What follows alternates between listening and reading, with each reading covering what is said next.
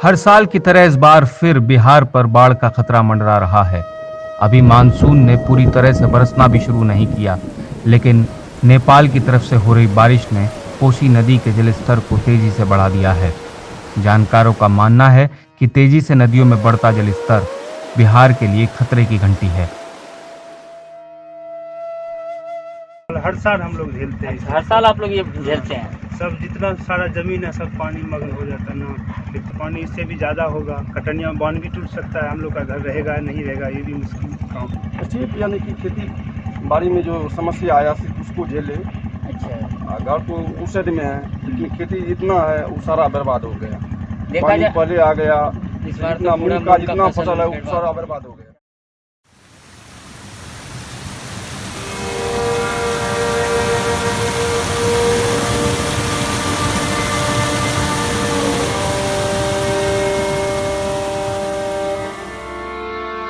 एक बार फिर बिहार के लिए बाढ़ विकराल रूप धारण करने जा रही है।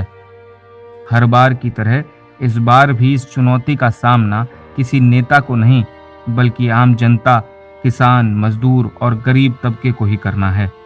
बिहार तकरीबन 40 बरस से लगातार बाढ़ की समस्या से ग्रस्त है। एक सर्वे के अनुसार हर साल बिहार में इतनी बाढ़ आती है कि पूरे भारत में आई बाढ़ का 17% आंकड़ा अकेले बिहार का होता है।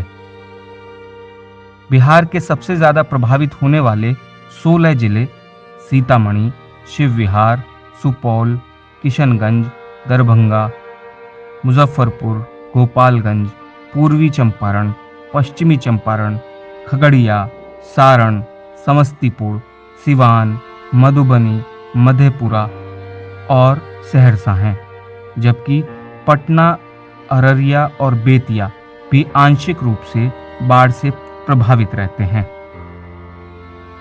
बिहार में दशकों से चला आ रहा जल तांडव लाखों वर्ग किलोमीटर कृषि भूमि को तो लील ही जाता है, साथ ही जान और माल के नुकसान अलग।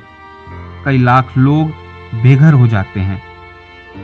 वर्षों से चली आ रही इस प्राकृतिक आपदा से लोग उभर भी नहीं पाते और फिर से यह समस्या चुनौती बनकर खड़ी हो जाती है। उसके बाद 2004 से लगातार 2020 तक तकरीबन हर साल बिहार के लोगों को जल तांडव का सामना करना पड़ रहा है। एक अनुमान के मुताबिक बिहार में अभी तक आई बाढ़ में कुल मिलाकर 1 लाख से अधिक लोगों की जान जा चुकी है। लगभग 15,000 करोड़ से अधिक की फसल बर्बाद हुई है तथा 12 करोड़ से ज्यादा लोग बेघर हुए हैं। जल संसाधन विभाग के अनुसार बिहार की करीब 68,000 वर्ग किलोमीटर जमीन हर साल बाढ़ में डूब जाती है।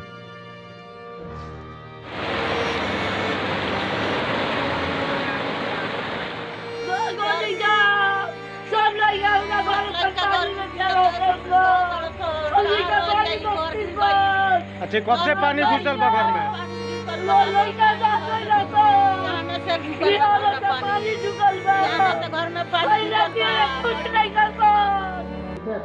आखिर बिहार में हर साल जल तबाही क्यों आती है? क्या सरकारें हर साल आने वाली इस तबाही से निपटने के लिए क्या कोई आपदा प्रबंधन से संबंधित योजना बनाती हैं? आइए सबसे पहले बात करते हैं बिहार में आने वाली बाढ़ के कारणों पर। बिहार के नक्शे पर गौर करें तो बिहार के ऊपरी हिस्से में नेपाल स्थित है, जो कि एक हिमालय क्षेत्र है। इसी कारण नेपाल से नदियां सीधे बिहार के मैदानी इलाकों से होकर निकलती हैं। बिहार में बाढ़ की मुख्य वजह कोसी नदी को ही माना जाता है, जो नेपाल से बिहार आते आते अपने अंदर 7 नदियों को समा लेती है। इस नदी को बिहार की शोक नदी भी कहा जाता है। अगर इसकी भौगोलिक सीमाओं को देखें तो पिछले 250 वर्षों में 120 किलोमीटर का विस्तार कर चुकी है कोसी नदी। 1850 में अंग्रेजों द्वारा कोसी नदी पर बांध बनाया गया, जिसको 10 साल बाद 1860 में तोड़ भी दिया गया।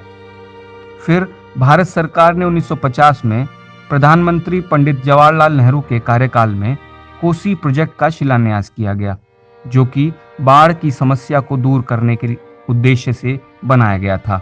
लेकिन आज भी बाढ़ की समस्या जस की तस बनी हुई है। इसलिए बाढ़ विशेषज्ञ कोसी बांध को बिहार की बाढ़ का बड़ा कारण मानते हैं।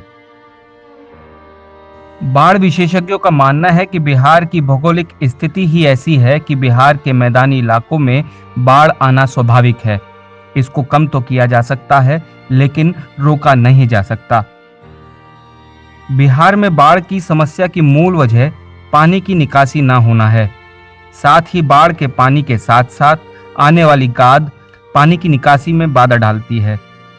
कोसी पहले 15 धाराओं में बहती थी, लेकिन 1950 में बने कोसी बांध ने कोसी की अलग अलग धाराओं को बांधने की नाकाम कोशिश ने कोसी के जल प्रवाह को पहले के मुकाबले और ज्यादा ताकतवर और भयानक बना दिया है, जो बरसात के दिनों में प्रलयकारी रूप धारण कर लेती है।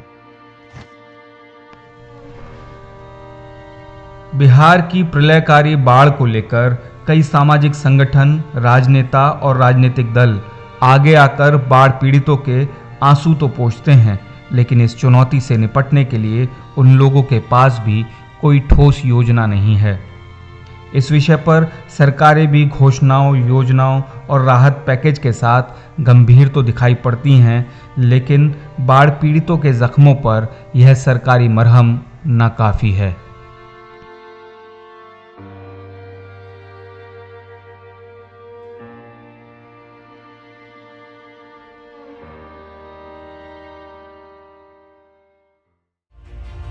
बिहार की बाढ़ पर नमस्कार भारत की तरफ से बिहार के सारण से तनुजा गुप्ता, समस्तीपुर से शारदा सिंह, सहरसा से विवेकानंद, कटिहार से विवेक और कुंदन चौरसिया, उत्तर प्रदेश मुजफ्फरनगर से अर्जुमन फातिमा की विशेष रिपोर्ट।